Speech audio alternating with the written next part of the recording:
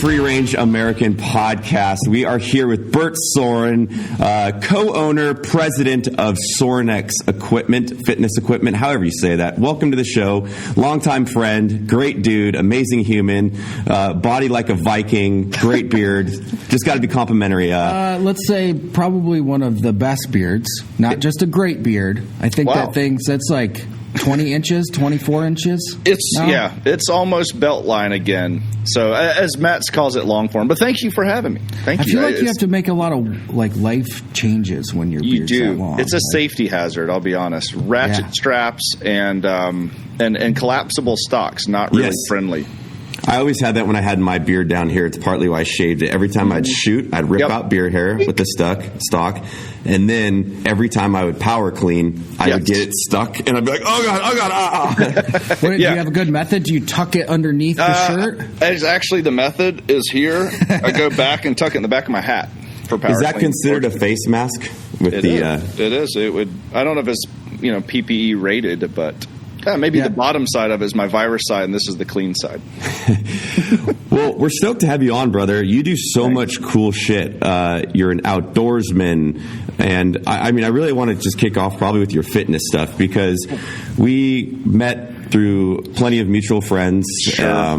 We hung out a bunch at the Total Archery Challenge. We've been buddies. You actually came out and assembled my gym. So a lot of people that see my home gym, Bert and I worked through that with their design team, the layout, and was nice enough to really square me away with my rack and a bunch of other weight equipment. And why don't you just jump into what Sorinex does? Because you guys probably make the most quality stuff out there. It's very impressive. Man. Thanks. I have to, first of all, thank you guys for having me on. And it's a pleasure watching.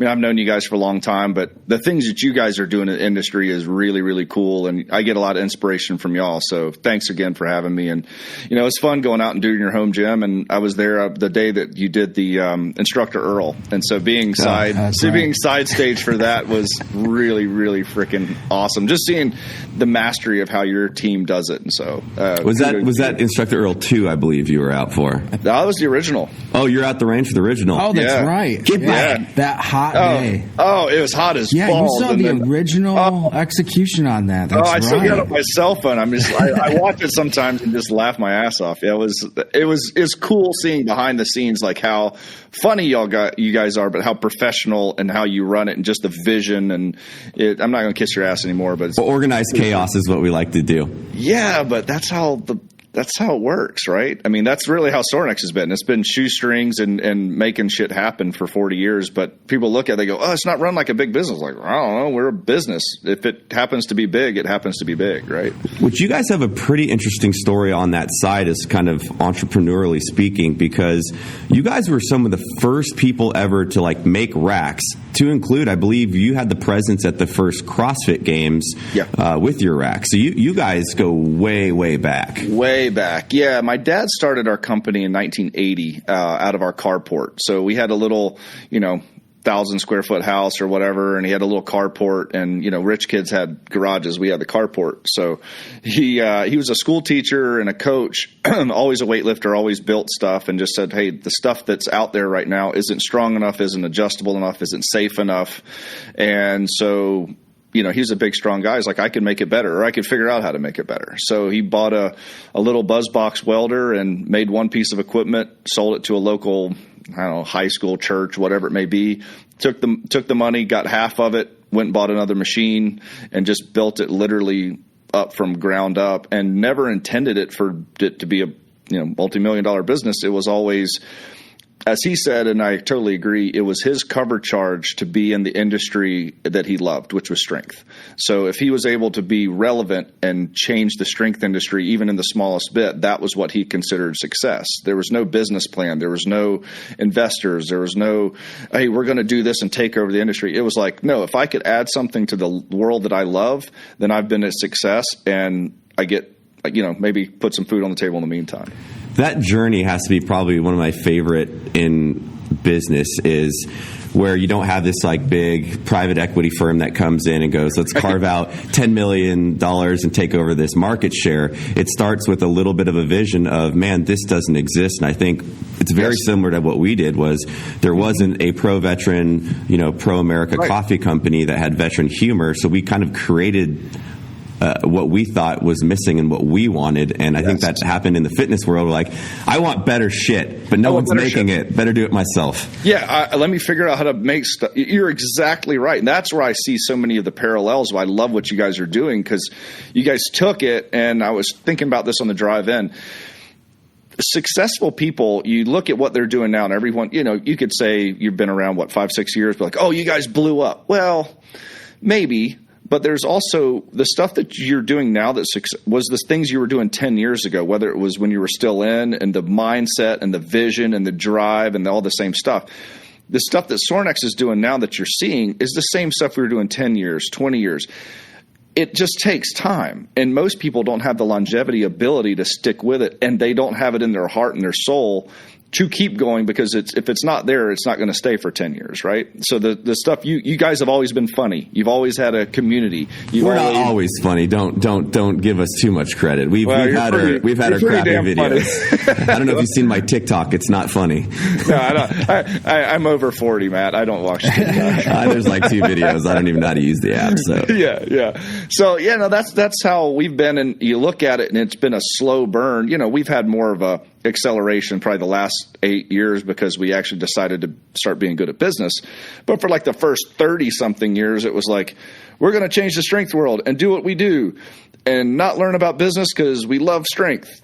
Well, not really the smartest, but it'll keep you holding on when you shouldn't. And that's why I keep telling people, there's so many times that we should have stopped because we were out of money, out of this, but if you're delusional enough that you believe in what you're doing, you'll stick around and you'll just keep doing it, and you'll basically say, F the world that is trying to put me out of business, and I'm just going to keep slugging until there's no one left.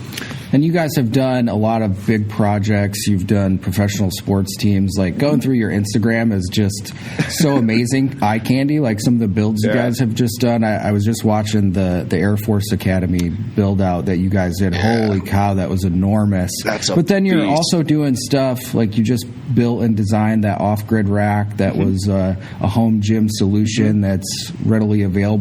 How are you dividing your time between this big ticket stuff and then sort of the stuff that every man can have and operate? Well, that's a good question. So the gestation period on those big jobs, I think we worked on the Air Force job for like 6 or 7 years. Wow. That's how far out they knew that was coming. So there's a long gestation process. And although it's a big money job and big thing, you got to understand that, over 7 years, it's amortized over, but that's just how we do things. The majority of our stuff are big facilities, whether it be the Patriots, the Lakers, Air Force, or whether it be an elite military organization. It's a very intentional purchase, and we design it intentionally from the ground up. That'd be my question for you, though. What's the difference? Because for the listeners, like you're saying, you've done the Patriots, the Lakers, you've done special operations units, you've done DoD contracts. Are they fairly similar as far as kind of the ideation and execution aspect? But I imagine working with the government can be challenging. But I have no clue, like working with like a pro sports team and how much creativity you guys have going into that, or do they kind of just give you a generality of like, these are the physical fitness standards of 75th Ranger Regiment, build us something that will create a better... Right. Well, that's a great question. Strangely enough, they're very, very similar, because as I've always said, like, not always, but we were told by a customer, we're the go-to guys for the go-to guys. So when winning is absolutely necessary, whether it's in special operations community or, like I said, the Patriots or the Yankees or whoever it may be, like, they're going to get what they need, and the purchase is going to be extremely intentional.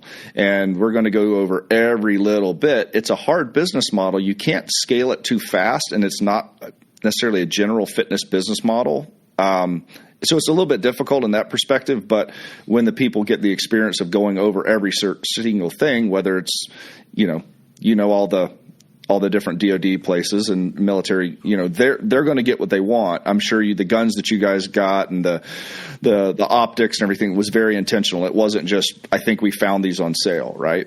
And so we go through those processes with them, and instead of maybe talking to the crafts, we talk to some people high up the chain in the military world, and so it's a very similar process, because everyone wants the best stuff if it's best in class. And so our business is different in that regard. They want the experience and they want the intentionality. I mean, much like when we designed yours, Matt, we went over each step and changed some things and got it exactly what you wanted, or at least close to it. And, people think we only do the big contracts. That's what we do mostly, but we do home gyms constantly if people want that level of stuff. Yeah, that's what I really liked talking with you, because, I talked to a few other people and I have different exercise equipment, but for you guys, it was so much more of a nice cup, the personal experience of the weightlifting. And you can tell when just talking to you in real life how passionate about physical fitness and conditioning you are, and how individually tailored your stuff is. And I really enjoyed that. And I think I still need to fly you back out and have you walk me through all the functionality, because every day I'm like, oh yeah, I didn't even know that bar did this. It's like everything does the craziest stuff. So that's what I love about it, is like you have the ability to engage your creative brain. Yes. As you're going through a workout with your systems. Yes. Like it almost becomes outside, it's not just a physical workout. Like you're also doing some things mentally in there as well to build that while you're building your physical strength, which is really cool. Well, thanks. And that's what I think people don't understand. I'm an artist, as well as obviously you guys are too. A computer is not just for emails for you guys. You have your art that comes out of that. And so part of why we designed the equipment to work like it does is from a safety aspect, a applications aspect for the athletes, but also it just keeps me from getting bored. So during my training, I'm coming up with stuff, and as long as I know different force vectors and angles of attack and different load parameters, I could change things constantly, because let's be honest, you can get really strong doing bench squat and deadlift, but I think I'll probably shoot myself in the knee if I have to just do bench squat and deadlift for another 25 years. So I want to be able to do other things that make my brain work and go, oh, if I do this, it loads heavier at the end, and that'll help if I have a scapular issue. And that's how you push the industry forward when you continue literally to be the tip of the spear, because there's very little data out there. And at that point, and you're doing things that people haven't done before or not had been made very public. But that's the part that I enjoy. I'm a hunter and I'm an explorer. This just allows me to hunt and explore different opportunities within my business and within the world that I like, which is human performance. Yeah, I love that. And you can obviously see that through the innovation of some of the stuff you guys do. I mean, before you, I didn't even know what a center mass ball was. And what a center mass ball, it's essentially like a dumbbell, but in a center form. So the weight distribution on your hands is significantly different, and it definitely acts different when you lift it, and it's strange, right? It's very strange. Yeah, all three axes, it's center mass, right? So you're just like your hands are weighted, and it looks like a dumbbell, looks like a kettlebell, but I mean, you've had experience, it's a different feel, and it's not always the perfect feel, because sometimes the flywheel effect of a dumbbell or the off center, what they call it, inverted pendulum of a kettlebell is needed, but that's where it's always a tool, right? A red dot is different than a scope, is different than iron sights. They all have different purposes. I got to ask this one. So in all my dumbbells that you guys got me, there's a American flag mustache, and I see the mustache on your hat right now. Yeah. What is that? Where did that come from? How is it associated with the brand? Cool. So yeah, my dad had a handlebar mustache all through the 90s. Of course he did. Of course he did, because it makes only sense. And then the handlebar mustache was always a kind of a signature and a sign homage back to the strongman days. The guys, the physically cultured days. You actually see the little dude on my shirt. And so one day, probably 10 years ago, one of my employees goes, man, we ought to make a shirt that just has, this is the little guy's Bosco, or like just the Bosco mustache, because it's really hard to grow one of those if you just had it on your you could just pull it up and make a mustache. And this was strangely like a year or two before the big handlebar mustache craze. And we're like, oh, cool. So we made a shirt and it was like kind of fun. And then about 6 months later, I just walked through the office. I looked at it. I was like, it's just missing something. Like, we're an American brand. And that was why I was really fighting everyone going over to China and sourcing everything. And everyone would bitch about price. And I kept telling them, listen, we're having to innovate with American infrastructure and then having to fight my own designs later coming out of China. And I was like, Americans, what this is, it's American strength.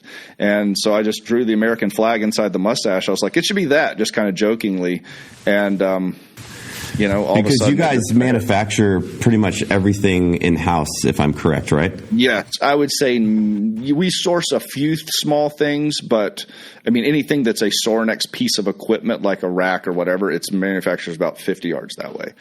That's phenomenal. So I get to walk through, and it's cool. I enjoy, you know, walking through the thing and seeing like, oh, cool, there's Matt Best stuff. Oh, cool, there's Logan stuff. Oh, there's the Yankees. And I could look at it physically, and I could go over the build list and make sure, hey, that color looks a little bit off. Hey, check those RAL colors and make sure that we're set on that. And I enjoy that because, like, I'm still a little kid that in many ways that you want to be relevant, right? You want to make people smile. You want to make people happy. And I know if these big brands and big names, if we can make them happy, that we did a good job. Yeah, you're also a pretty good marketer too, because that once I saw that coming from you, well, thank you. When I saw that Instagram post of your home gym, I was blown away and floored because you guys also make tables, and my only maybe critique would be it's like 900 pounds and it's definitely difficult to move. But once it's there, it's great and it's there. Fair.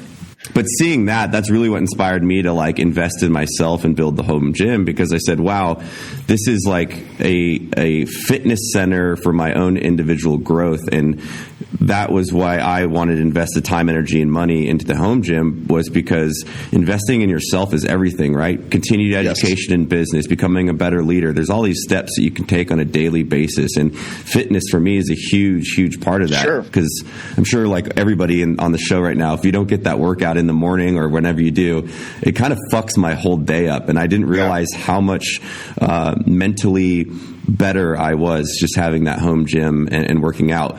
And what I'll take with that is segue into, you know, not everybody has the means to have a big gym, but you guys have kind of pivoted recently based off of the need to make home racks, as Logan was talking about, and like investing time and energy into the physical fitness journey at home.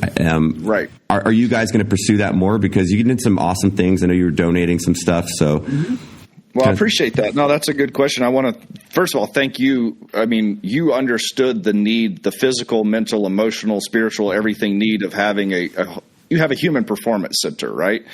I would say it's a gym, but it's the dojo where you get better at all those levels, but you also have where you could do podcasts in there. You could hang out and have people come in there. I know you have your studio right off the side. So I see that as like a creative studio, which is exactly like my cave. That's where I load out for all my adventures. That's where I dream of new adventures. That's where I could do podcasts or business meetings and everything. So people go, oh, it's a man cave. I call it the fam cave because I could pull my whole family in there. It becomes like a very valuable space.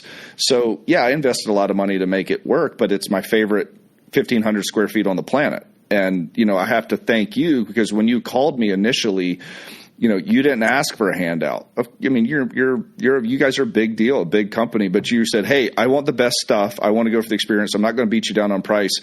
I want the experience and get it. And it's like you put your money where your mouth is, and I have to commend you for that because not everyone does that. And so that was big respect from this end. Like, hey, Matt's a real dude, and I was proud that you wanted our stuff enough to put your dollars at work. So thank you, first of all. I'll have to have Dave cut in the home gym stuff because you guys have built some rad home gyms. I know it's kind of bullshit on the podcast.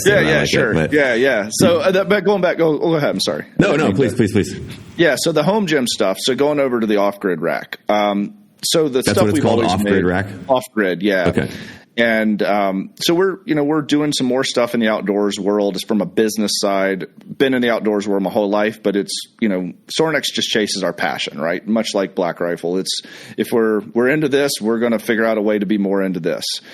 And of course, COVID hit, and we're getting blown up left and right of everyone saying, hey, do you have any scratch and dent racks? Do you have this? And of course, if you have a couple things around the shop, that goes like in the first week. Anything that would hold a barbell off the ground or weighed more than 10 pounds, people wanted to buy. And that was cool, but that's not what we're set up for, just moving a ton of, honestly, like shitty scratch and dent type product. We're not a commodity company. So, of course, I get blown up by coaches and athletes that, not that the normal human person, regular guy that's trying to train isn't important, but I also realize that the people that do it for a living, an athlete that maybe their scholarship relies on their physical preparedness, or a coach, like I'm going to put those guys at the front of the line, because it's much like I know a lot of veteran-owned companies. If the boys are about to load up and go overseas, they're going to get preferential treatment. So we wanted to make sure the people that is their livelihood had something. And we go, okay, we can't build all of these things in high-end equipment fast enough, because we had a little bit of a reduced workforce at the time. And also, people don't have a lot of extra cash sitting around to build this badass weight room, and they don't have 10 weeks to wait for it. So how do we come up with something that has minimal hands on there? And so I designed a rack that didn't have to be welded, so because we were short some welders.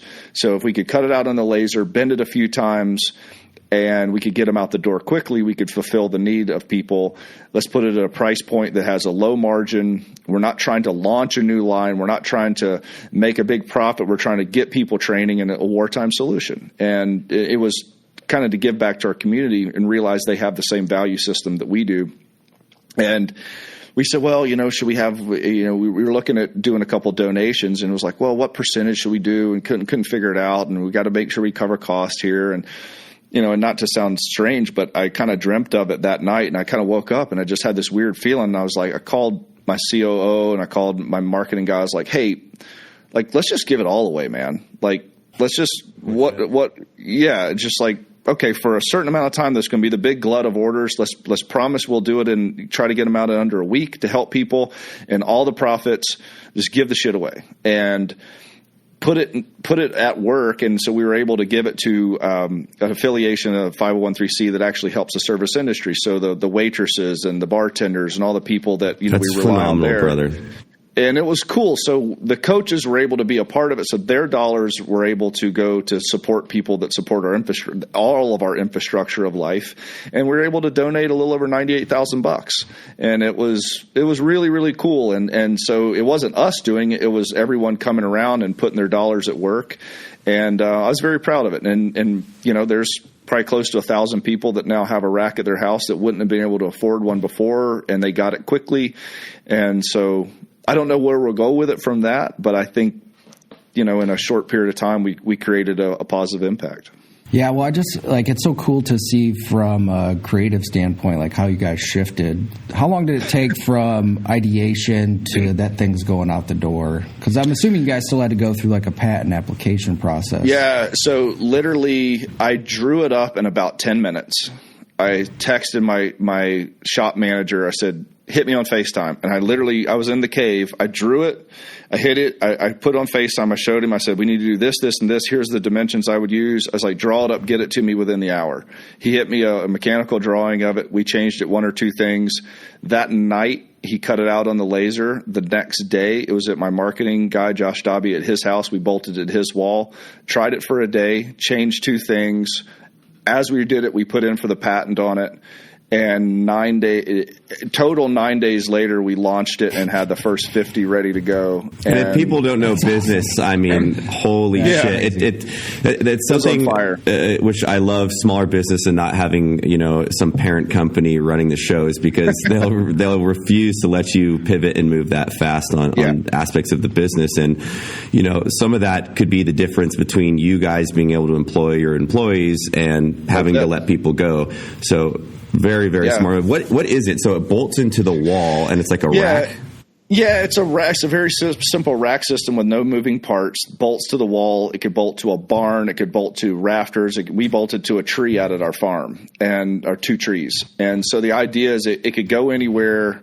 You could screw it as long as you have some screws. You could screw it in there. And then the idea is the salient feature of it was anytime you have a rack, you have to, for stability point, you could either bolt it to something or it could be freestanding. But if you're going to press or squat or whatever, a lot of people you need to do an upper body pull. So a pull up. Okay. So you need a chin up bar because most recs have a chin up bar. Well, now you're including hardware. You have more welding. You have laser cut time. You have all this other stuff. You have some fabrication needs. And that's why I want to get away from fabrication. So about 15 years ago, I came up with a design that utilized a V technique where you drop the barbell into the top of the rack and the barbell becomes the chin up bar. And it was ahead of its time. It never really caught on. And I remembered that theory. I was like, hold on, we can make a laser cut V in the top of this. If people have the rack, they already have a barbell. Why have to pay for the rack or the barbell? Why have to build it? Why have to do all this other stuff? If they have it, they put it up top. And so we pulled together a lot of different technologies we'd used before. And again, made something that, we could have sold the first one 4 days out, but we took a little bit of time because we actually, as you well know from marketing, you have to take pictures of it. You have to video it. You have to let people know what's going on. You have to really figure out what the price is and figure out boxing solutions. And so it was crazy. But the conversation when we started, like you said, Matt, I called my dad, who's co-owner and founder. I was like, hey, here's what I'm doing. Here's what I think. What do you think? Yeah, let's do it. Called my CEO. Yeah, let's do it. And then I just, hit my shop manager. I was like, make 50 of them. And soon as they go for sale, we'll have 50 ready, and those sold out in about an hour. It was like, okay, well, maybe we messed up on that, but it was cool. It was a neat deal. Yeah, I have to thank you for sending one out to me. I've been using it, I think, close to a month now. And cool. Oh, I see how this goes. All right. Some of us don't have those super nice gyms. We got a garage. We got a garage. Sorry for working my whole life, Logan. Yeah, sorry. Johnny come lately. Yeah, it's 2 pieces of steel and 4 pieces of plastic. It took a half hour to install. I've been using it every day since. Cool. And just working for you? Yeah, absolutely. And from squats to just having those things, if you're doing bent over rows and it's just right there. It's way simpler. It's organized. It's overall a really good piece of equipment. I appreciate it. I kind of see it like a K-bar, like an E-tool or something like that. Is it pretty? Is it perfect? No, but does it get the job done for what you need it to do? And it's a different scenario that we've really made on all of our other stuff. Instead of super Gucci and awesome, it's like simple as it gets. Like, how do you pare it down as easily as possible? It seems like it has a future potentially for the outdoor line. Let's go down that journey because what does fitness mean to you? I know for me, and we talked a little bit about it before, but like fitness is one of the things that keeps me insane. And I often talk about me having like this insane. Yeah, right. Is I have so much energy and like creativity, and the endorphins alone that I dump in the gym and like sauna, I come up, I'd say 85% of my ideas and innovation and everything that I'm doing because I have that endorphin dump. And I think what the misleading part of a lot of fitness, and I think people are realizing this in kind of unfortunate times, is you don't really need an epic gym. There's like baseline fitness can start with, a kettlebell, some retention bands, and two 40-pound dumbbells. And you can crush your entire soul with that. And I've tried to be hopefully more of an advocate that, you can have all the flashy stuff, but, a high point still shoots a 9mm other than a $4,000, whatever pistol. It'll kill you just as good. Exactly. And I think that there are those baseline steps that you can take fairly insignificant and financially to better your fitness journey. And I hope more people invest in themselves that way. Fitness is obviously an integral part of what you do. Has that always been since a kid? Like, did you play sports? Did you? Yeah, that's a good question. But from a fitness side, it's an absolute, probably much like yourself. I've done something physically challenging, since I would say, when I was a little kid, I played with it, but you just don't understand to really push when you're a little kid, but fine. So like high school, I would say 9th grade, I've arguably trained 4 days a week since 9th grade. And I'm 43 now. So it's been one of those, this is what we do. This is how life goes. There's going to be a strenuous induction of stress at some point, and with the predication that we're going to get better at something. And I'm going to start asking you for shirtless photos when I don't want to go to the gym because you're jacked and ripped at 43 years old and you got 10 years on me. So it's unfair. I don't know what you're doing over there. Well, I know. I was like, shit, man, Matt's looking big, dude. It's because I've torn pecs enough, so you still got the good boobies there, and I'm a little frustrated. Yeah, he's got them real nice boobies. It's probably all that deer meat you eat. Did you kill that whitetail sitting right behind you? Yeah, over there. Yeah, because you're an avid hunter, correct? Avid hunter. Yeah, that's the kind of the two things I love the most is training and outdoors. So. Kind of makes sense. So, I killed that in Missouri a couple years ago with my bow. That was one of those weird times. But back to fitness. So, it's fitness. It's just stress induction, right? And it's accommodation to that. And so I think people, they put the barrier of entry too high when they maybe think they have to get a super nice gym or whatever. Like, of course, I sell super nice gyms. If that's the direction you want to go, cool, I get it. And that's where I try to integrate other things versus just work into it, if that makes sense. If there's a style or a fashion in it that bespeaks and speaks to you. I love how my gym looks to my eye. It charges me up when I walk in there because I get to see innovative things that I've tweaked in there that get me excited, that those endorphins rush, and then I come up with great stuff, kind of much like yourself. When I'm training, I'm in there by myself. That's why I call it the cave, and I intentionally don't have windows in there. When I shut it in there, I don't know what time it is. And I could just be in a flow state, and the strength training puts me in a flow state. And from a fitness side, what people have to understand is if you want to look better naked, eat well. I like that. The goal is to look better naked. You'll be happy. Really, your significant other will be happy. Yeah, maybe potentially more significant others. Like, if you want to be fit or whatever it may be, it's very, very simple. Eat not like shit and do. Here's the weird part. It's inefficient work. That's what really does fitness. It's doing something that's harder than it needs to be. Oh, cool. My lights I forgot I was here. So that we'll keep rolling. So that's what people don't understand. So like work, that's the weird caveat of the strength industry, which people don't really understand. Every other industry makes the technology is put into place to make work easier, right? Whether that's car or computer. I mean, everything is made to make work easier. The caveat of it is it doesn't work in the fitness industry because what makes fitness happen is inefficient work. If you want to ride your bike, you want to make it harder, let the air out the tires. You want to carrying a bag, you want to make it harder, make the bag heavier, make the strap shittier, whatever it may be. It's kind of a weird deal. So we're always kind of walking this fine line of how do you make it inefficient and really hard, but also mitigating the risks of potential injury, increasing the accountability, and then also kind of the part in your head that makes you want to go do it, right? And that's where the different styles of training comes in to make me excited about going and doing some inefficient work. And that's from a fitness side what people have to understand. Go out and do some inefficient work and don't eat like an idiot and you'll be further ahead, right? But then there's the human performance side, and that's on the other end of the spectrum. We could talk about that if you want to. Yeah, so that's a good question. So let's just say I'm 33, that's my age. I don't have a home gym. I can't go to a gym right now. I have a 9 to 5. Like, where does that barrier of entry into a fitness journey start? Is that getting equipment? I mean, like, what would be the guidelines, relatively inexpensive, if I went to Sorinex and go, okay, I want to look better naked for my wife? Sure.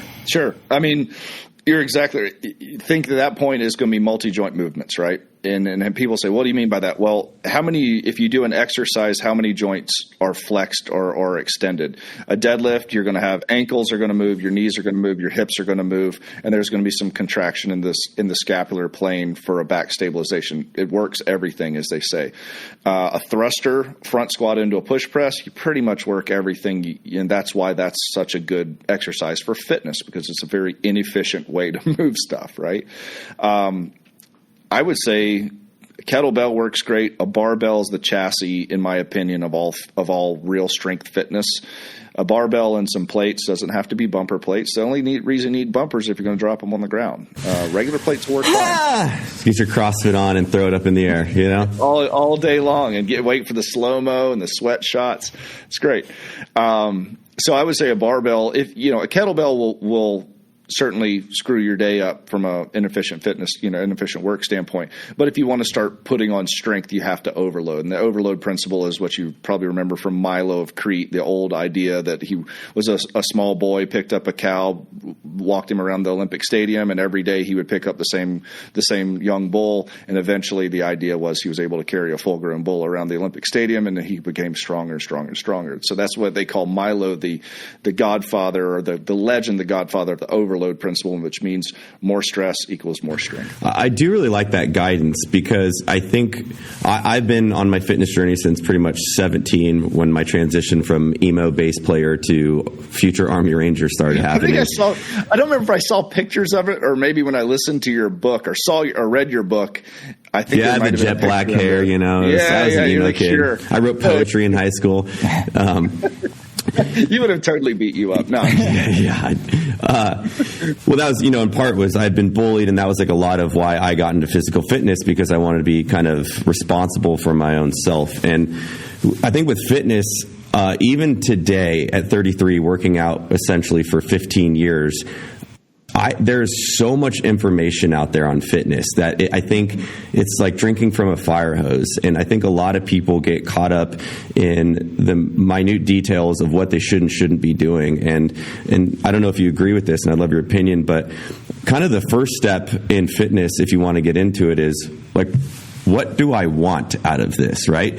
Because everybody, right, I want to look like this fitness model. Well, ounces make pounds, and it's a matter of, do I want to lose a little bit of fat? Do I want to get strength? Because I think you have to tailor those movements and workout cycles completely different. Because I tell, even on like a 3-week interval basis, my body will change, like arms, shoulders, or body fat percentage based off of what movements I'm doing in the gym. Exactly. And I think, do you try to do that with people, like educate them as far as this is the first good step into fitness, rather than looking at 900 things on bodybuilding.com of how to get bigger pecs? I think it's very misleading. Right.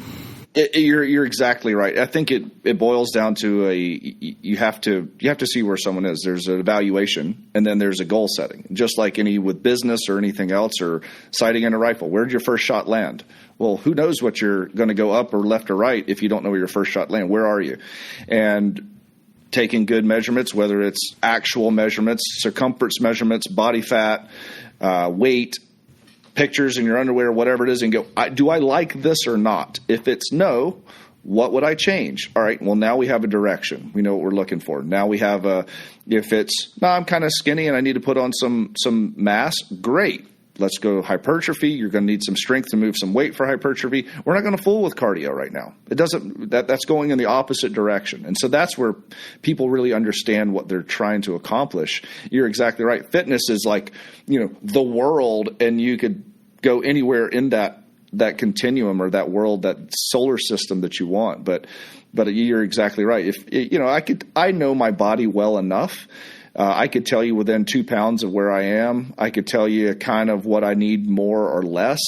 And I could tell you if I need to lose a little bit of fat around my waist, what I need to do for the next 2 to 3 weeks to do it. Or if I could just tell my glutes and hamstrings aren't as strong when I go to, say, load a trailer, or like for the 4-wheeler or something like this used to be easier to do. I need to get back to some partial deadlifts. I know my core is a little bit off for where it is, but I'm very in touch with my body because I've done it forever. That's where you have to say, what are you looking to accomplish? And then you associate the tools and the application with it. You can't it's hard to just say, hey, get a kettlebell and swing it a jillion times. It'll help, but I think we're putting Dave to sleep over here because we're talking about fitness so much. Well, Dave doesn't work out, so he's not interested in Sorry, Dave. Whatsoever. Well, is JT still in the room? Because it seems like he stopped drinking and started working out. And I know that's more of a joke for every. He hasn't drank for a week and a half. He told me this morning, which I'm proud of. Is that what he told you? He told me 3 days. 3 days? Who knows? Yeah. Oh, misleading information. Something that gets said fairly frequently, and then I know that was the joke. I think I heard on every podcast. Like, hey, you're not drinking. This is great. I'm happy for him. I want to be healthy. What's been like the hardest struggle in business for you? Because I know on a day-to-day basis as a business business owner, every day waking up, there's like hyper complex issues, and you have to be super unemotional, because if you let emotion run your life, it just destroys you and you go down a rabbit hole. But I'm sure we have similarities in things that we've had challenges with. But what has been like the hardest part of this journey in scaling Sorinex? Learning business. Yeah. It's becoming a student of business. I hate to say it, business doesn't really, really excite me as much. Business is a method to getting to my passion and making my passion sustainable and profitable for a long period of time. That's that part of it. I'm more interested in it than I was before, but that having to learn all the minutia of business to be able to fight on the battlefield of the market, that's been the biggest challenging thing. Yeah, it's like eating your veggies. Gotta eat your veggies, man. You gotta do it. Gotta, like, Logan's in the rabbit hole right now with having to manage, and he's like, yeah, right. Veggies.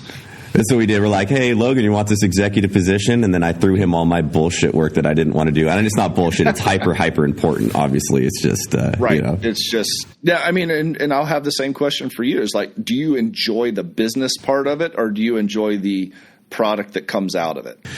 I'd say both. I mean, the last 3 to 4 years, I've got far more involved in the business of the business. And I think being able to make educated decisions through innovation, ideation, creativity, marketing, you have to have a feedback loop and understanding of what the business is doing to make better educated decisions, especially when you're running the brand. And, really, there's only about 3 guys that are defining what the outwardly facing brand perspective of Black Rifle is. And there's a lot of weight to that statement, because we employ 220 people, and our maneuvers and what we do are directly impacting their employment for better or worse, and that's a lot of responsibility. I definitely don't like contracts or doing any of that. Send that over to Evan's desk. I'm good. Yep. But I mean, definitely business of business is the more you know, the better you can make decisions. And I think that's something we've done pretty good with the owner-operator team, is really having open forum communication between each other and making collective decisions and not basing them off ego. And I don't know about you and your company, and this is a question, but the more you get away from my idea needs to win to let's just have the best idea, because the best idea means we get to hire more people, we get to hire more veterans, which we're at about 50% right now, veteran hire rate. That's really awesome. Stoked on that. Bring that number up. Very cool. San Antonio is 53% veteran right now. It's cool. Sorry, just a little pat in the back there. We're stoked. Talk to HR, and we're hiring 6 more veterans in the next week, so I'm like fucking stoked. That's awesome. Yeah. I saw you guys are hiring some more, and that's a testament to what you're doing right now. Not only is it the right stuff, but the reasons for the right stuff. Because let's be honest, the economy is kind of weird right now, and I felt very good that we were able to stay in business, being deemed essential for our DoD contracts and stuff like that. But we also had to hire some folks to actually wrap their off-grid racks. But we were able to get some of the service industry people from local restaurants that we go to a lot, and pulled some of those people that lost their jobs and put them in the back and had them firing off on some stuff. And so I agree. The learning the business side is what I've had to do the most, but I'm starting to really enjoy now that the contract stuff gets off my desk. Like you said, okay, I have a guy that does that. And so now I could watch the 30,000 view and see the different moves and predict things that are going to happen in our industry, and be a part of the driver that changes the course of those. And that's really, really fun. Which is great, because I think that is a good testament to business, not to go down this rabbit hole, but I always talk about core competencies and understanding what best value you bring to the team. And I know that I'm not massive in like the implementation side or even developmental. I'm more of like ideator and then developing those into actionable things. And then I don't like to take them across the board unless it's like art form. Like, I have no problem writing a script and then seeing it all the way through the edit. But the cool part about business, and I've started to realize, is just like that rack you came up with, you have this idea at night, and it's literally nothing. It's just an idea. And then rallying and leading a team to execute on that. And then one day you get to see someone working out at home going, thank God I can get squats because I got, D1 tryouts for whatever football team. And you made that happiness in their life, and you changed it. It's truly fulfilling to see that. Wildly so. And we had some big contracts that we got in last month.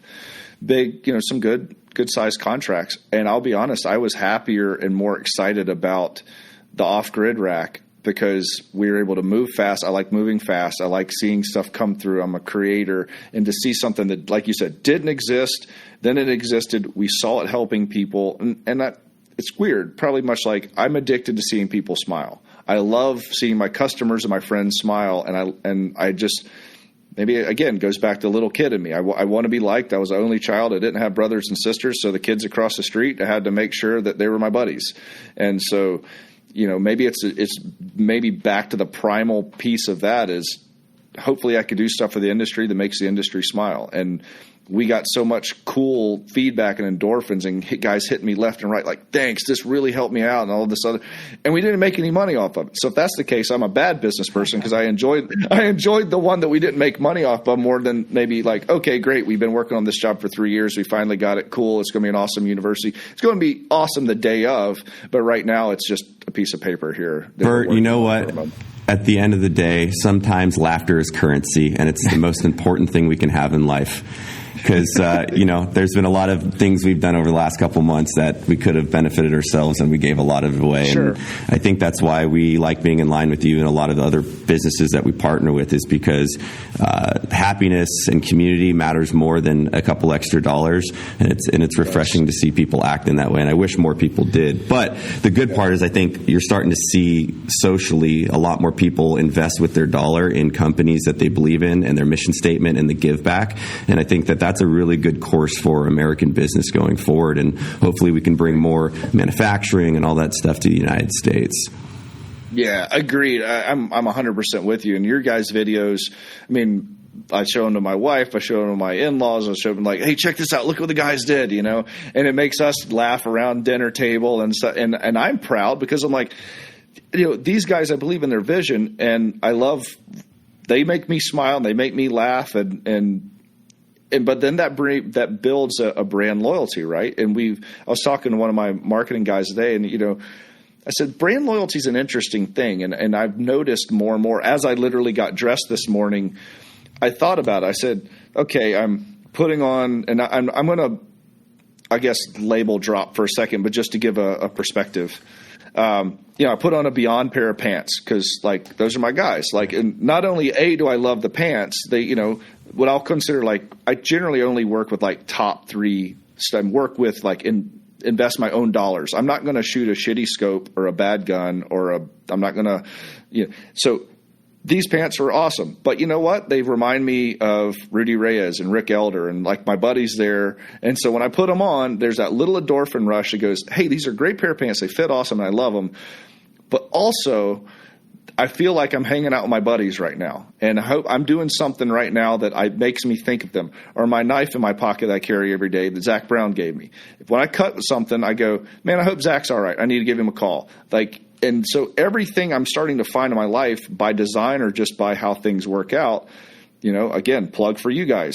Hit the AK-47 coffee this morning. That's what we drink. And I go, man, I hope the guys over Black Rifle are doing good. Maybe I'll hit Matt up later today. But I know that my actions right now are supporting my friends. And that's what I'm finding more and more. I don't generally purchase products that aren't associated with someone I believe in. And I think that's what people need to understand in business right now, that's where I believe it's going. I don't chase the bottom dollar thing. And neither do you guys and neither of the companies I believe in. We're chasing the higher customer experience and the social aspect of being able to support one another, not just cheap shit. I don't oh man, I get to go to Walmart later on today. And it's going to be awesome. There's mediocre products with a really low price and a variable level of service. This is going to be rad. Everything I run, whether it's bows, rifles, all the stuff I care about, I have a direct personal connection with the brand. But by that, when I cook a meal, I'm able to look and go, I might be by myself at the house tonight, but I'm having a party with my friends because each one of my friends had something to do with what I'm consuming right now. And because of that, I'm with my friends, even if it's in my heart or my head, or it might cause a text later, but I'm able to support my family. So with that methodology, I need to essentially text you after every workout and say, thank you for making me fit. Thanks for the bicep curls, Bert. It's awesome. This is great. Very vascular. Yeah, I was really thinking of Kylie Jenner this morning when I put my makeup on, and so I just hope she's doing good. No. But no, I think that's what's great about social media is that you get to put a face to the things that are behind a brand or a product. It was a couple years ago now, but we had that the Vote With Your Dollar campaign, more as a concept than anything. But I think that's such a good point because it's it is really important where you put your money. We all don't have enough of it. And where you decide to put that says a lot about who you are, what you believe in, and there's probably not enough, overall ethos behind where we spend our money. And I think that brands like Sorinex, where there's a face attached to them, and their message, their mentality is very clear. It makes the overall architecture of what we're doing economically much more interesting. To where I can say, I support this guy through my actions of purchasing said product, right? I believe in what they're doing. It's a really unique situation in human nature that we're sitting in right now. Mm-hmm. And there's that weird little endorphin rush or that little ding or that little dopamine hit that and maybe it's just because I'm delusional, and I think that's a superpower as well with successful people is being delusional that it's going to work. But I get to literally, in my mind, visit my buddies every time I support their product, even if I'm out in the cave lifting something or shooting something or I go, gosh, hope John Dudley's doing well. Really loving how this is. I don't like John because every time I shoot my bow that he made me, I just realize how terrible I am compared to him. I'm just like, wow. What a freakazoid, if right? If he saw those last 3 arrows, he would be calling me talking shit. Yeah. Oh, well. Can't be great at everything. Bert, you have any trips on the wish list hunting-wise after all this is over? Something itching at you a little bit? Because we've been in touch for a couple of years now, and like you said, we did Total Archery Challenge. We hung out there for a while. I know you're a very hopefully we'll hit that hunter. Again this year. Yeah. We are one of the lead sponsors this year, actually. Yeah, you guys Stoked. Freaking awesome. Yeah, no, I'm pumped. I'm going to be out there. I've already got my Airbnb out there, so I'll see you guys out there. Epic. Yeah, I got a muley hunt in Arizona with Big Chino Outfitters. I was going to hit it last year. You go with Brady? One of those. Yeah, we could go out there with Brady and there's just great guys out there. And so again, get to hunt with family, right? And then I was hoping to get to bear hunt with the rivets this year, but this whole deal kind of shut that all down.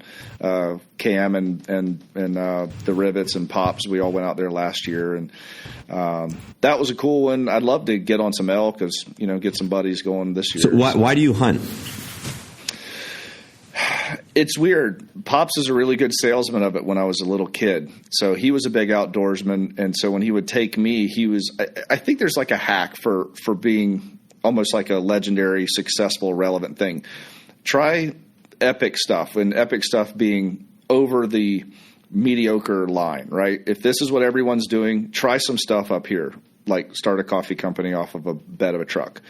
And then tell great stories. So I think you have to be a good salesman of what that is. Like, I could convince someone to get into bow hunting or weightlifting if you give me 20 minutes because I'm so passionate about it. I could tell them my experiences with it, and most likely they're at least going to try it. I don't care if they buy anything from me. I just want them to try the things that I enjoy. And so Pops was really, really good at like telling me hunting stories all the time when I was a kid and fishing stories. And I would hear all these grand tales, almost like the movie The Big Fish, right? And I was so pumped about it. I had these wild fantasy dreams of, chasing these large animals and bows and guns and this so burned into my hard drive that when I had the ability financially and I was just more mature and able to go do it, it's so burned into my hard drive. I don't even know what it would be like not to think of that, to the point where I'm happiest if I have a pair of boots and a rifle or a bow in my hand, because that, and for some reason in my mind, equates to freedom. I have opportunity I'm a steward of my own vessel, my body, my time, and I'm going after something that I believe is vital to my livelihood. And I'm clicked into that. And it's interesting. I'm starting I have 2 sons, a 4 and an 8. My 4-year-old's starting to pick up on it. Every night I put him to bed and he goes, "Daddy, tell me a fishing story." That's so cool. And it's interesting. And so after I tell him, he'll go, "Was that a real one or a made up one?" And so he gets there's like the made up one. It was big. It just keeps going. Yeah. And so it's interesting, but I remember doing the exact same thing with my dad. So I love it because there's a challenge, there's a purity. And what I learned from being in the outdoors early on, there was a truth to it. People could lie, people could angle, people could do all this stuff, other stuff. But if I go outside and I go on a hunt or do whatever I'm doing, and it rains and it's cold, and I did not think to bring a rain jacket and a cover, I'm going to freeze my ass off. Nature doesn't care. It doesn't care if I die. It doesn't care if I planned well. It doesn't care if I'm popular. It doesn't care if I'm rich. It doesn't give any of that shit. If I didn't do my job, I'm screwed. And I love the purity of that. I love the purity that I'm against something that doesn't care if I live or die, and I have to chess game it to be successful within those pieces. And the neat part is if I'm successful, I could put my hand around, an animal that I got, and I know that it's going to come full circle, and I could feed my family with super good, everyone, super good elite protein. Yeah, I get it. That's pretty much what we eat all the time, but I love it. And I love the fact that when I watch my 4-year-old son eat, he now knows, what is this, Daddy? Is this a deer? Well, what kind of deer? Is it a mule deer, or is it and is this a bear or this? And I go, wow, they're getting it. They're getting it, that there's a barrier of entry in this. And there's a pride that I have when I'm able to feed my family, literally go out in the woods that looks like the woods, and I come back with food and I process it into food. And then I eat it and I get stronger and I get leaner and I get more optimized to who the person Bert Sorin was supposed to be. So to me, I'll hunt till the day I die. It's circle of life. I love the humility in that statement that, I think we get so wrapped up in, social class and all of that. And I think a lot of people take themselves too seriously. Like, hey, I have a name in business, or I'm a leader here and all of that. But the cool part about individual actions like hunting and fitness for me, to yes and you, is it's you versus yourself. Like, the weight doesn't fucking care. Then, like you said, nature doesn't care. It's literally you versus your mind. And every construct that you have developed or you let society put on you doesn't matter. Like, it's not going to swing that kettlebell an extra time. It's up to you, your brain, and your conditioning. Just like hunting, tracking an animal, that thing is not trying to get shot or hit with an arrow. It's trying to live, and it's up to you to essentially primally provide that food for your family. And it's you versus the animal. And it's very, to be redundant, primal. And I really like that baseline of humanity where it's just like me versus myself. And the weakest person is my mind. And I have to try to beat the fuck out of it. Yes. And I have to get better. I have to perform over, or at least as close to my potential as possible, and maybe even expand my potential. And the 2 things I get at the most, that flow state and that feeling of real presence, because probably like yourself being like both of you being business owners, and you're always planning for the next thing, right? I live my life a lot in the future. It's like when you're walking through the woods and you have a flashlight, you don't shine it at your feet. You shine it like 8-10 yards in front of you so you see what's coming. Well, your actions of your feet walking, you've taken in that information, and you don't step on the log that you saw, although your feet are to the place, it's in the dark. You've just kind of processed it, right? So I find so much of my life in business just a manifestation of what I've already decided I was going to do, and then I execute on doing it. Whereas the 2 things I've found, hunting and lifting really heavy weight, I have to be present.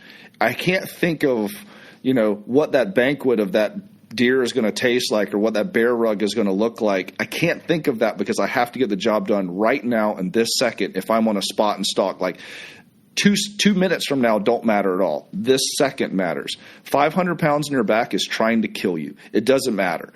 500 pounds is going to kill you if you screw it up. I love that. I love that I have to be my best me in those situations. And it's me against potential death. and I have to be super present, but I have a hard time if I'm not under those stressors getting super present in the right now, because unfortunately I have the ability to think ahead too far. And as a planner and as a dreamer, that's great. But unfortunately, you lose part of your life because you're not living in it presently. I know that's a weird model. No, I absolutely love that. And I think part of that, too, I don't know if it's – I know you're very similar to me, Logan, is like the meditation aspect of fitness and outdoors. I think we often forget how stimulated we are. And I had a fun exercise I did to myself the other day, and it was so bizarre to see how conditioned I was to go on Instagram. So what I did is I deleted my Instagram app, no shit, for 2 days.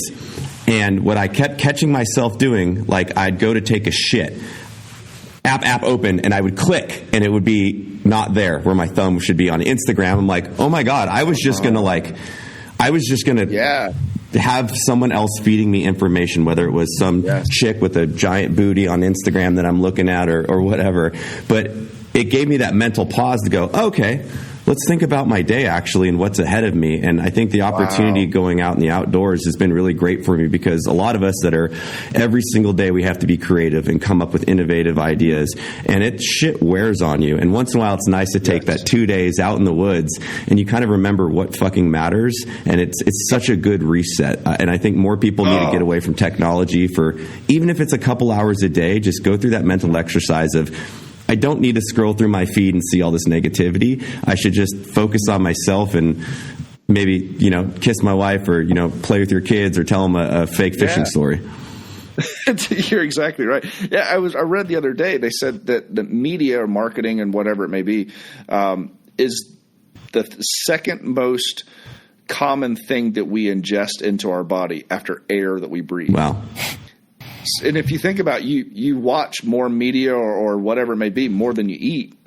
Yeah. So imagine that amount of effect on your genes, on your cells, on what you are. And you're exactly right. I screwed up my phone and broke it or whatever about a year ago, and I was out of a phone for like a day and a half. The first 6 hours was tough. The next day was amazing. Yeah.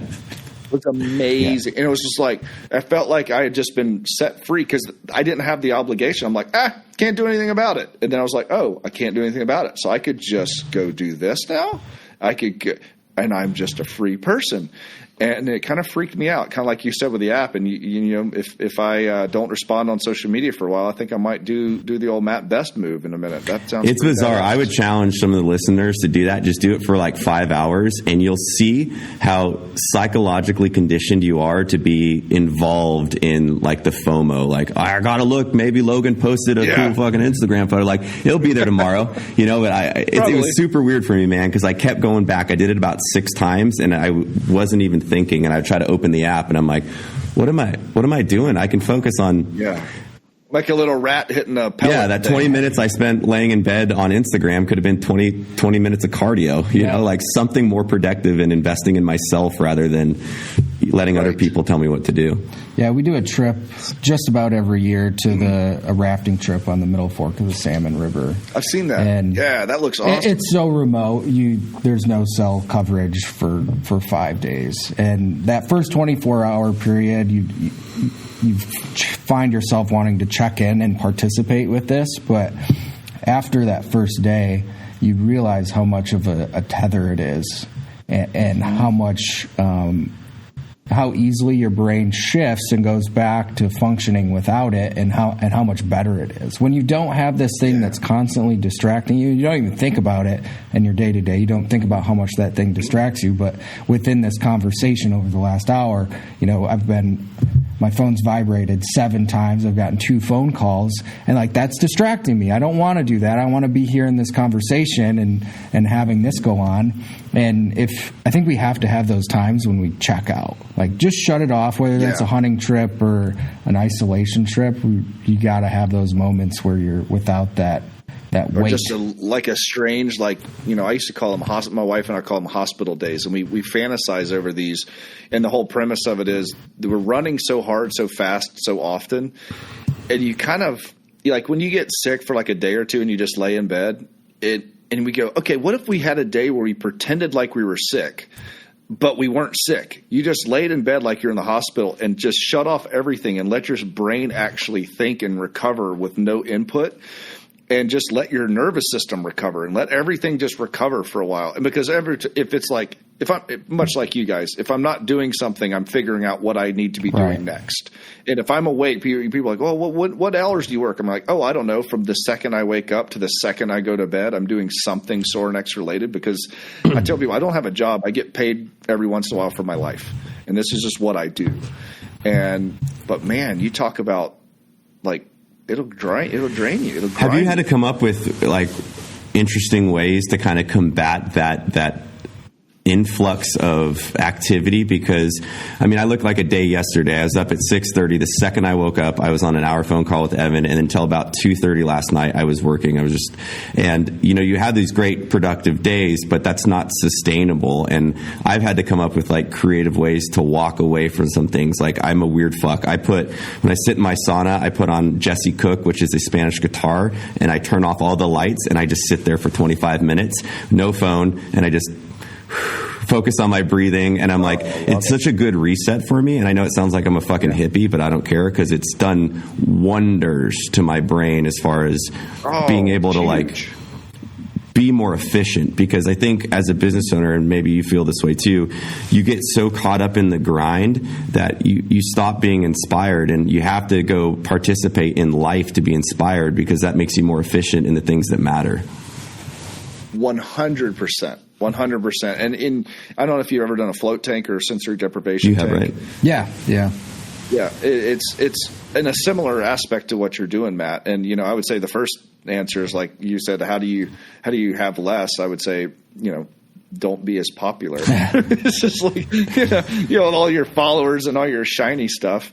But no, man. I get it. And I, again, talking to Zach a year or so ago, he and I were. He's one of my mentors, and of course, guy, you're a rock star, and so that comes with it. And he talked about protecting his magic, and that's what he was suggesting to me. He's like, listen, he's like, you're like the face of Sorinex, and like it's your company. He's like, the magic that you have, meaning the way that you can make people feel, or the innovation, or all the drivers of that when you're at your best. He's like, you have to protect that like it's gold. Like, that's the stuff that you have to have. He goes, if you're using it and paying it out all day long, you're screwed. He's like, if that means being more insulated from things from a time to time, or whatever it may be, he's like, you got to protect your magic. He goes, that gives you the longevity to keep producing at a high level. That's amazing. And you look at him, the guy will set out a 30,000 foot, or 30,000 seat, stadium. Then he'll go black for 12 hours or 18 hours or 3 days.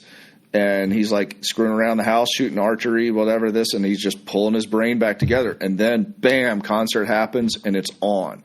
And I look at that and go, okay, that's a more sustainable thing, where maybe I don't have, of course, the same scale and economy, whatever that. But it's like, if I could be really freaking amazing for 4 hours a day, and okay for a couple hours, and then be Claude Rains for the rest of it. If I could just be out, that's what I've tried to kind of work It's on. interesting, and I think a lot of us have developed this idea that, structure doesn't work for a lot of people. Some people have to have it. But for me, like an 8-hour workday, I'm hyper unproductive. It's just like why I don't come in the office a lot, because I get squirrel brain and I focus on low priority items, where 2 hours of me at 100% outbeats 20 hours of me at 50%, like bar none. And and a lot of people judge that mentality, because they're like, well, you got to be in your seat. And for me, because I'm an adult, and most all of us here on this side and you're a free range American. It's that efficiency and output of quality work, because that's how you make a difference, not by just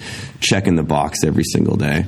Right. I talked about grinding is what I would consider intermediate skill set. People are like, I'm on the grind. It's like, okay, great. Okay, you never saw, like in the old writings of a king or a judge or someone like that, they would always retire back to their chambers to think of this, or they retire. They weren't on the front line like whacking the nail all day long. They would listen and go, okay, cool. They're going to go back and think about it, and go over it and over and over in silence, or maybe with their little group, and they're going to come out with an answer or something that carries weight. And I think that's, as business owners, what we have to realize, that in many ways we've outgrown the grind, because you have 220 employees. I have almost 200 employees. Like, they're paid to grind in a specific amount of time that's commensurate to what we pay them and what we need. My job is making sure that I make decisions and produce opportunity for them to be paid in that way. And much as your guys, like, if you videos or products or whatever, if it takes 30 seconds that day, you made your money. Yeah, and if you're on the grind, if that's your prerogative and that's where your mindset is, I don't think that allows you to have that 30,000-foot view, to be creative, to be that visionary. If your nose is down, if you're in the trench, you're not looking at the whole spectrum of what's going on. So even if you do have to be in the grind during some of the time, like, you have to dedicate part of your life, your morning, your evenings, whatever that is, to say, okay, I'm going to detach, I'm going to go up, be at 30,000 feet, and just think about what could potentially happen. What is the greatest X factor that I can introduce into the situation right now that will benefit all parties involved? It's so true. It's that evolution of the business cycle where, 4 years ago, owners were putting shipping labels on boxes and grinding, and then, okay, sold a couple more. We can hire someone to do that, and that alleviates that kind of stressor. And it's like a never-ending progression as far as leveling up, because all of us have been in the grind before. I mean, grinded our whole lives, but the grind changes. It's not necessarily staying busy for 12 hours. It's, how do I come up with the biggest, greatest idea that not only provides value to the end state user of the customer and making them happy and hopefully retaining them in their business, but then also creating a positive ecosystem in the company and employment, so people are motivated and passionate when they show up to work. And I think a lot of people forget about that aspect, where it's business is to me an ever challenging game of leadership, and how to motivate and inspire people to be great at their jobs and core competencies within the organization. Nailed it. Absolutely nailed it. And you're exactly right. I've put together a bazillion racks, and I've taken the trash, and much like your labels, all that stuff. If I'm doing that now in a large scale, I'm paid too much to do it, and I'm not doing the things that I need to be doing that maybe me or only one or two other of the people could do. It's just, I have to realize that maybe my side of my man in me goes, yeah, but I want you to see me working, that I could swing the hammer all day too. And that's ego. And I have to go, okay, I have to be all right with maybe some of my employees thinking I'm sitting at home in the cave and not doing anything. I have to maybe be okay with that, because I'm looking out for them and trying to move the needle in a way. And that's been a hard thing for me, coming from the old of, like, as an athlete, you wanted to see the coach see you work. Right. I wanted to be a guy that was there like, Sorin really works. Okay, great. Is he the one making the Olympic team or not? Because working's fun and all, but you got to produce. Yeah, and I think it goes back to what you were saying at the beginning about the fitness aspect of things, is you got to have goals, right? If that's all you're doing, if your nose is down, if you're in the trenches and you're not setting goals, you're like, well, what do I think about when you got to start there. You got to shoot that first round. You got to set those goals, and then you can know how to dedicate your 30,000-foot time. Yes. Yeah. It's the difference between human performance and a lot of work too. There's a goal. We're trying to be a great whatever it is, or we're just trying to expend a butt ton of energy to lose weight. Okay, fine. They're two different things. Yeah, I agree. And I think a portion of that, because there's times to implement the grind where it's like luck and opportunity are a lot that play into business, but then seizing that opportunity, we were talking about that on a different show. But I mean, a good example, not to like talk about myself, but like literally last night it was like 9 p.m. Your podcast. Yeah, it's my podcast. Fuck it. It was like 9 p.m. and I was getting ready to go to bed, and I just my brain just went bing, bing, bing. And I had 3 ideas. I went, oh my God. So I went and took a shot of Jameson to get my creative going. And I just hammered out like another 4 hours of work, because I was like, I know that I'll lose this right now if I don't act on it. And I could have just been like, oh, it's late, I've been working all day. But I'm like, nope, fucking get on the computer, get these ideas on paper so I don't lose them. And it's like that whole like, write drunk, edit sober kind of thing. But when you have that passion, you got to fucking put a pen to paper. And sometimes I posted on my Instagram last night, like, great ideas come at inconvenient times, because I had so much other shit I should be doing, but I knew priority based, that was more important. And it was this project that I've had writer's block for 6 months on. And last night it just bing. And I was like, there it is. Oh my God, I got it. And then I just, FaceTime 4 people and pissed them off, and they got out of bed and luckily rallied around it. And we have it almost done, just based off of that. Oh, that's so cool.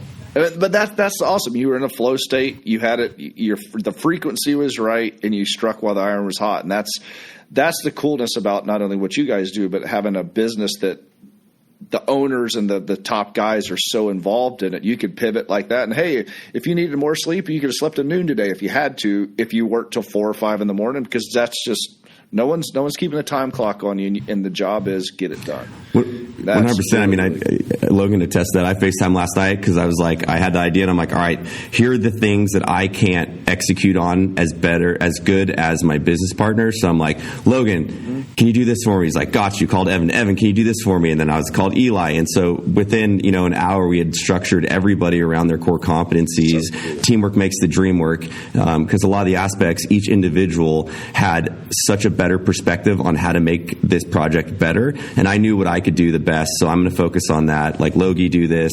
And he's giving me great ideas back and forth. And I just love that cohesive feedback loop. And I guess I'm talking in very fortunate circumstances, but I think in business, the team matters so much. It's literally everything. Yeah. And Bert, I'm sure you have a stable of people who are within your close circle that, you would consider your team, who execute on these ideas that come across the line, right? We have a little text string that we just go, hey, brrr, and then everyone just, and then if we have to jump in, or like, we're going to meet there early tomorrow morning, or hey, I need you to have this ready by the time I get there. And you're exactly right. That's how it works, in my opinion, for businesses like ours. All the big board meetings and all that other stuff, I ain't worried about all that. That's not how it gets. Well, and for me, and this is a question as well, I found the importance, and it's, I think, the most important thing in business, to find not yes men, because as you grow in a leadership role, you're like, I think I want to do this, and everybody's like, great idea, awesome. Whereas like now I have like 4 to 5 friends that are the owners, where I'm like, hey, what do you think about this idea? They're like, that's fucking stupid, Matt. And I'm like, perfect. Yeah. That's actually a really fucking bad idea, Logan. You're completely right. And then it's nice to have that. Doesn't happen too often, but it's good. You need to surround yourself with people that aren't just going to be a constant hype train. They, celebrate wins, but don't celebrate shitty ideas. But then you can't have an ego over shitty ideas. It'd be like if you came up with that first design iteration on that piece of equipment and your whole team was like, oh, great job, we love you. It wouldn't have been as good if you didn't set it up, talk to your CFO, CMO, and go, how do we market this? How do we make it better? The functionality needs to change. Let's fucking take that tactical pause and test it to make sure the end user experience is the best that we can make it. 100%. And like you'd said, it's so brilliant. And it's difficult. I was thinking this the other day. It's difficult as your, I wouldn't say power necessarily, but you're running a bigger business. Both of us are, and there's more and more people that will be inadvertent yes men just because you're Logan and you're Matt and you're the owners of Black Rifle, and there's probably 198 people at the company that be like, yeah, Matt, whatever. And then there's 4, there's like, yeah, no, not really, Matt. And so like my COO that we hired, I call him my no man. and that is actually, he's hired to tell me no. And did you ever remember, I think it was World War Z or some zombie movie, and they talked about they call it the 10th man. And the whole point of that guy was when they had 10 people in a room like a committee, and no matter what all the 9 said, the 10th man's job was to make everyone look stupid and totally shoot holes in everything they do. And all it did was to make them have to defend their position to the absolute last bullet to decide if they should move forward. So my COO is just a crotchety, super smart, super, But he literally has a crystal ball on his desk, and you look in it, and it says no. And so when people walk in, they walk in his office, he's like, he goes, hey, check the crystal ball. He's like, nope. And then the first answer is almost always no. So I'll come like, hey, I think we should. Blah, blah, blah, blah. He's like, well, I don't think so. Blah, blah. And we talked, and he goes, it's not that I don't believe you and think you're right. He goes, I just want to make sure you know you're right. And so we'll go through this thing where he'll shoot holes in everything I could come up with. And then sometimes 4 questions in, I'm like, yeah, I didn't think of that. Nah, screw that. And he goes, I didn't actually believe that. He goes, I'm just making you think through it. And so it's cool to have someone that's going to push back all the time. And my ego doesn't get in the way. I'm like, listen, MFR, I own the company. I'm going to do what I want. Like, yeah, it's like your business wife. Yeah, exactly. And the blue paint looks like shit, Matt. You got to go light gray. Okay, fuck. Paint the fucking wall. Yeah, but it's awesome that you guys have that, and we have a couple people here. But it's I can't explain how valuable that is to have someone that's just going to shoot holes in it until you have to defend your position so heavily. But then when we decide that that's the position we're going with, he's 110% in and going to put everything towards it. Then we can move forward and go, okay, we've worked the process on I love that. It's an exercise in development, and then you're getting it to a stage of the highest likely success of execution. And we've done that before in talking points, interviews, where we set up a murder board, and I have 3 people just ripping into me about the worst questions or the worst and you're like, ow, this hurts, right? And like the plausibility of any of those things happening are very minute, but you still have to be prepared, whether it's developing a script and how is this going to be received and what are the 3rd and 4th order effects of every decision. And I think, for people that are starting a business or getting into business, like that creative problem solving is one of the most important things ever, because you have to look at even a good idea as a problem solving exercise of how is this going to work? How is it going to function? Is it sustainable? And really going through iterations of development before you implement. And that is the key to success. I truly believe that. Yeah, you guys have done a fantastic job, because some of the stuff you do is dicey, right? It's not straight down the middle where you're like, oh, we're safe on all sides. It's like, yeah, you guys walk the line, and that you're able to do it and look down the rabbit holes. Well, what if someone takes it this way? What if someone I really commend you guys of what you were able to do, and that you're so flexible. I'm not trying to kiss. It's because we're delusional. Delusional. It's crazy. A superpower. A little crazy. Well, where can everybody find you, Bert? Yeah, so Bert Sorin at IG, and hopefully I won't have it on for a couple days. And I think I still do Facebook because my mom's on there. And Sorinex on IG, Sorinex Outdoors, Sorinex.com. We try to keep it pretty simple. Well, man, you're a great human. I could talk to you forever about random bullshit, but it was fun just to get to hang out and shoot the shit with you, brother. Yeah. Really appreciate it. Yeah, well, for sure. Total Archery Challenge. See you, yeah? Yeah, Total Archery Challenge, and I need to come down to Texas anyway. I'll make it a point to come down to Texas, and we'll shoot stuff and lift stuff. And I have to say, like when I was down, I had to when I was down there real quick for the we did your install. I was super impressed when you guys did the Earl video. We got done with the video. We went home. We put the gym in that night. I think we got done like 11 or 12. Yeah, because Matt wanted to leave the shoot. He's like, we got to go get this gym installed. He's like, I'm an owner. It was more me in drag. I think that's why I wanted to get out of my dress and, Yeah, you were terrifying in drag, by the way. You're a big dude in heels, and with a 50. And then we had stakes the size of a boogie board with Evan and yourself and a couple people over there, and then had a couple shots of whiskey. And I remember looking going, it's 1 a.m. They've been working all day. Then we did an install, and there's 2 or 3 computers open right now while everyone's having drinks, and you guys are editing videos and coming up with ideas, and you could just see the love of what you guys did. Like, you loved it. You lived it. So if anyone's questioning out there what you guys really believe and stand for, like, that was – I told my guys when I came back, I was like, it's just like us. Like, they love it so much. And it's not like, oh, we're done for today. It's like, okay, we're going to this and this idea and this idea. And it's like, damn, this is this is how you accelerate a business and create change in the industry and the market. So I have to say, like, it was cool seeing it cut all the way down to the bone. And thanks for letting me be a part of it. Oh, man, thank you for the kind words. Just we're in a very fortunate position, I'm sure, like you, to be so involved in what we're passionate about. And I hope more people are inspired to chase their passions and turn them into a business, because that's the American dream right there. Be a free-range American. Yeah, buddy. Right? Oh, right there. All right, man. Thank you so much. We'll see you in Texas soon, brother. Yep. Take care, guys. Thanks again.